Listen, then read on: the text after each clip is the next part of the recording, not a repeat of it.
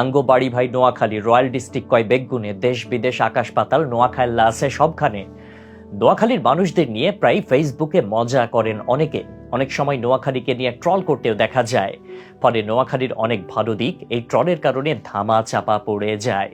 নোয়াখালীর মানুষদের নিয়ে মজার ছড়ে যে যাই বলুক না কেন, বাস্তবে আসলে নোয়াখালীর মানুষরা দারুণ মিশুক ও অতিথিপরায়ণ। শুধু তাই নয়, নোয়াখালীর মানুষদের মধ্যে অনেক মেধাবী ও বিখ্যাত মানুষ আছে। সৌন্দর্যের দিক থেকে নোয়াখালীর আলাদা আকর্ষণও আছে। নোয়াখালীর বিখ্যাত স্থাপনার মধ্যে রয়েছে বেগমগঞ্জ উপজেলাধীন বজরা ইউনিয়নের অন্তর্গত দিল্লির শাহী মসজিদের অনুকরণে নির্মিত বজরা শাহী মসজিদ। জনশ্রুতি রয়েছে যে এই মসজিদে কিছু মানত করলে তাতে শুভ ফল পাওয়া যায়। তাই দেখা যায় যে দুরারোগ্য ব্যাধি হতে মুক্তি পাওয়ার আশায় অগণিত মহিলা ও পুরুষ প্রতিনিয়ত এই মসজিদে টাকা পয়সা সিন্নি দান করেন।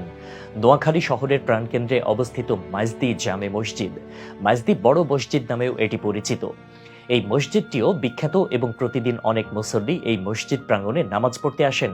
এই জেলার বিখ্যাত এক স্থান হল মুসাপুর সি বিচ। প্রকৃতির অপার সৌন্দর্য নিয়ে নোয়াখালী জেলার কোম্পানীগঞ্জ উপজেলার দক্ষিণ সীমানায় বিদ্যমান এই সি বিচ সাগরের বিস্তীর্ণ জলরাশি আর সমুদ্রের বিচ থেকে সূর্যোদয় ও সূর্যাস্তের দৃশ্য উপভোগের জন্য এই জেলার মানুষদের কক্সবাজার না গিয়েই সেই অনুভূতি পাওয়ার সুযোগ রয়েছে এখানে। নোয়াখালীর হাতিয়া উপজেলার আরেক বিখ্যাত পর্যটন গন্তব্য নিঝুম দ্বীপ। নোয়াখালীর হাতিয়া উপজেলার দক্ষিণ পশ্চিম দিকে বঙ্গোপসাগরের বুকে ভেসে ওঠা বেশ কয়েকটি দ্বীপের সমন্বয়ে নিঝুম দ্বীপ গড়ে উঠেছে। বন্য হরিণ, অতিথি পাখির কলকাকলি, মহিষের পাল, সমুদ্র সৈকত, ম্যানগ্রোভ বন, সমুদ্রের বুকে সূর্যাস্ত, সূর্যোদয়, নৌকা ভ্রমণ, এই সব কিছুই একসাথে উপভোগ করা যায় রোমাঞ্চকর নিঝুম দ্বীপে। দেশের বিভিন্ন প্রান্ত থেকে অনেকে নোয়াখালী জেলায় পা রাখেন নিঝুম দ্বীপ ভ্রমণের উদ্দেশ্যে। এদিকে প্রায় 25 একর জায়গা নিয়ে নোয়াখালীর ধর্মপুরে অবস্থিত নোয়াখালী ড্রিম ওয়ার্ল্ড পার্ক সকল বয়সী দর্শনার্থীদের জন্য আরেকটি উপযুক্ত ভ্রমণ কেন্দ্র। নোয়াখালী জেলার পার্কগুলোর মধ্যে সব থেকে বেশি জনপ্রিয় এই পার্কটি পুরোপুরি বেসরকারি উদ্যোগে প্রতিষ্ঠিত। এই পার্কের পাশেই নোয়াখালী বিজ্ঞান ও প্রযুক্তি বিশ্ববিদ্যালয় অবস্থিত।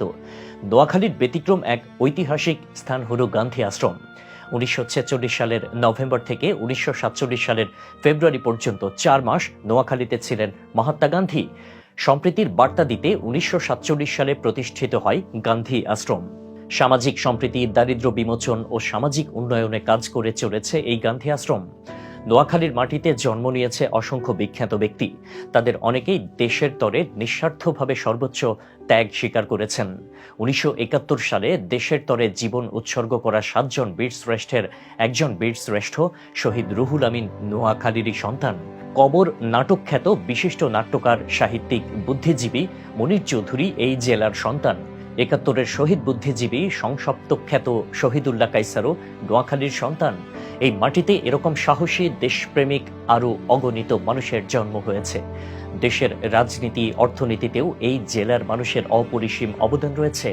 সরকারি চাকরি, ব্যবসা, রাজনীতি সবখানেই নোয়াখালীর মানুষের পদচারণা। এমনকি দেশ পেরিয়ে দেশের বাইরেও নোয়াখালীর মানুষ নিজেদের পাদচিহ্ন রাখছেন দারুণভাবে। সবচেয়ে বেশি রেমিটেন্স পাঠান যে প্রবাসীরা, তাদের মধ্যে অনেকের বাড়ি নোয়াখালীর মাটিতে।